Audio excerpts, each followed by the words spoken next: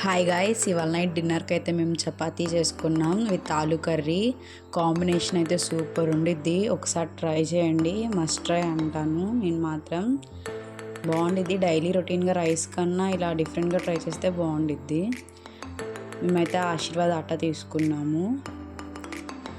దాంట్లో కొంచెం వాటర్ పోసుకొని తగినంత సాల్ట్ అయితే వేసుకున్నాము. సాల్ట్ వేసుకున్న తర్వాత కలుపుకోవడం స్టార్ట్ చేసాము. అలా కలుపుకుంటూ ఒక ఉండలా చేసుకున్నాము. దాంట్లో ఇప్పుడు 2 టేబుల్ స్పూన్స్ ఆయిల్ అయితే వేసుకొని మళ్ళీ ఇంకోసారి నీట్గా కలిపేసుకున్నాము.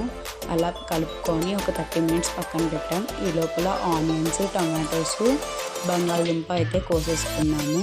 స్టవ్ వెలిగించి ఆయిల్ పోసుకొని 3 టేబుల్ స్పూన్స్ అన్నింట్లో తాలింపు దినుసులు అయితే వేసుకున్నాము. మేమైతే ఆనియన్స్ వేసుకున్నాము. మీడియం సైజ్వి 2 కోసుకున్నాము మేము.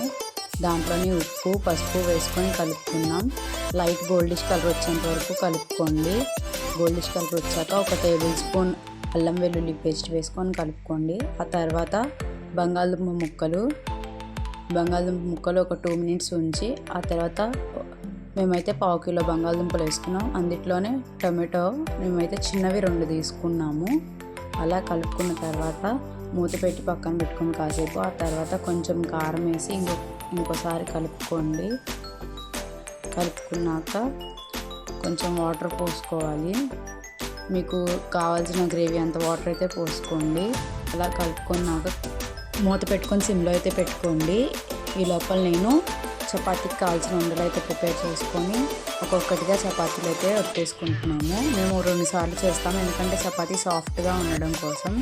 అలా చపాతీ చేసేసిన తర్వాత స్టవ్ మీద ప్యాన్ పెట్టుకొని ఆ ప్యాన్ మీద కొంచెం నూనె అయితే వేసాను. తర్వాత అలా క్లిక్ చేస్తే రోటీని అయితే నేను ప్రిపేర్ చేసుకున్నాను. చూసారు కదా, అలా కుక్ చేసుకోవాలి చపాతీని అయితే. ఆల్రెడీ అందరికీ వచ్చి ఉండిద్ది. ఈ లోపల నా కర్రీ కూడా ప్రిపేర్ అయిపోయింది. అంతే, చపాతీ విత్ ఆలూ కర్రీ. ఒకసారి ఇంట్లో ట్రై చేయండి. Thank you. Follow for more. Please subscribe చేయండి. చూస్తున్నారు కానీ ఎవరు సబ్స్క్రైబ్ చేయట్లేదు.